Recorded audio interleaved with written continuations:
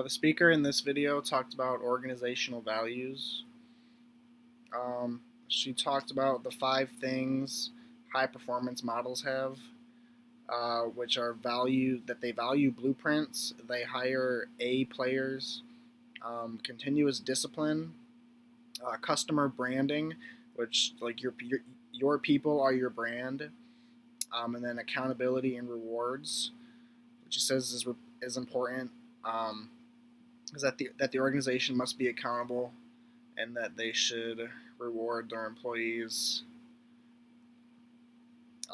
which increases like the value of your employees and how they perform, and just helps your organization. She says that leaders drive the values of an organization, which then the values drive the values drive the behaviors, and then behaviors become the culture, and culture drives performance. So it's kind of like a chain. It all starts off with the leaders of your organization. So the leaders put in place the values, and then they put the values in place, and then they continue it and instill it with the employees and everyone else in the organization. It's like they drive the values of the organization. And then the next one was that the values drive behaviors. So that the values that the leaders put in place, it drives the behaviors of all the employees of the organization. So they look at the values, and then whatever the values of the organization are, usually it has an effect on their behavior, and then it either drives them to become their best, or if your organization does not have strong values, then it could have a negative impact. So then behaviors become the culture. The culture of an organization is kind of created by the behaviors of the employees. Like, it's kind of built up over time.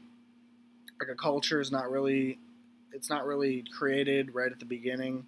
It has to be instilled in the organization over time. Like, you can start it off in the beginning, but the behaviors of your employees, which, as I talked about before, was driven by the values, which then were driven by the leaders. Those behaviors then become the culture over time, which then sets up the organization for the future. And then the last one was culture drives performance. So the culture that is built in the organization helps it perform better, helps it become more profitable or more effective in whatever kind of industry it's in, whatever like its goal is. That the culture helps everyone in the organization perform, and helps the organization in general complete its duties. She then talks about how past behavior is predictive of future behavior 90% of the time. When she's talking about behavioral hiring here, and how it was kind of put in place by the military in World War II. How they would look at she talked about like fighter pilots, how they would look at their past behavior, and like they would look at the behavior of pilots that were good at hitting their targets, and then look at their past behavior, and then they would find more pilots that matched their past behavior of their successful pilots, because the past behavior of the pilots predicted their future behavior of being successful and being able to hit their targets. She moves on and says that great organizations reward people so that it's meaningful to them. Kind of going back up to the 5 things high performance models have. The last one was accountability and rewards. So she's saying that great organizations reward people so that it like matters to them. Because if you reward your employees, it might as well like matter to them. There's no point of rewarding them if they don't care about the reward, because that kind of defeats the purpose. that's like the whole point of a reward, is that the employee should want it and it should matter to them and make them feel like they're wanted and that they're cared about. Um, and then it kind of rewards them for their whatever they were rewarded for, their them being successful or them being a good employee.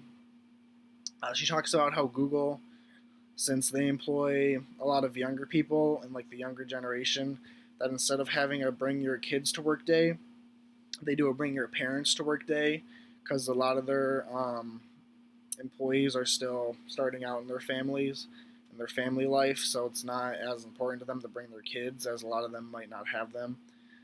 Um, and the bring their parents thing it was more meaningful to them because a lot of more people could participate in it.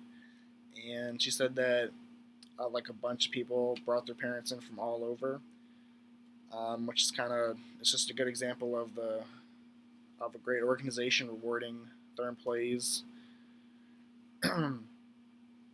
She talks about how the biggest part of our decisioning um, to use a brand is because of the people who serve them. So, like us as consumers, um, like we all have like favorite brands, and the brands that we um, lean towards are the brands that we like and buy most of the time. And she's saying that it's not really like the it's not really that the brand is better or that their products are better, but she's saying that the biggest part of our decision to use a brand or to make it our favorite is because of the employees or the people who serve us or the people who we buy the stuff from or who we interact in the company with to purchase whatever their product is more important than the actual product itself. It's just something that employees are important and they should be valued. Um, she also says that great organizations have a continuous improvement model.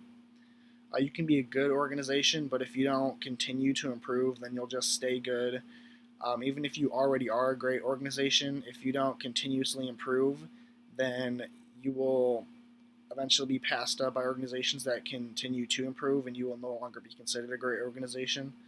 Um, that's just how like business in the world works. You have to keep moving forward. You can't just stay where you are. You always have to keep improving and getting better, or you'll be passed up by competitors or other people trying to get ahead.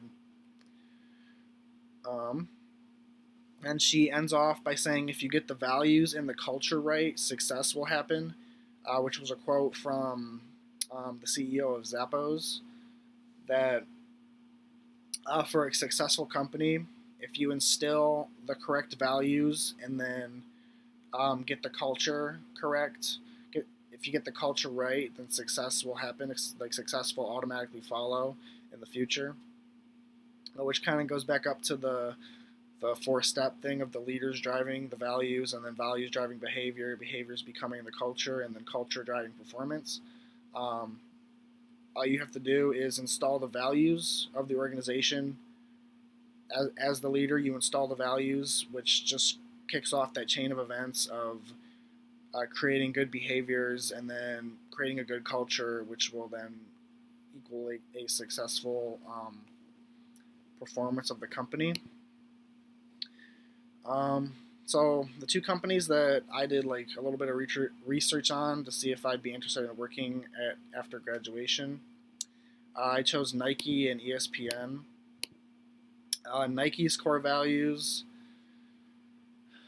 they value performance, authenticity, innovation, and sustainability, which they match up with my core values pretty well. So I'd say they'd be a good company to work at. And then about ESPN, their core values include care and respect, diversity, teamwork, creativity, quality, integrity, and the aggressive pursuit of new ideas, audience growth, and building shareholder value. So they have kind of like a long list there, but all of those still fit within my core values of most of them do. Um, the others I really haven't put much thought into, but most of those still match with my core values, like care and respect, teamwork, quality, integrity. Those are all important values to me. And so these Nike and ESPN would both be two companies I would be interested in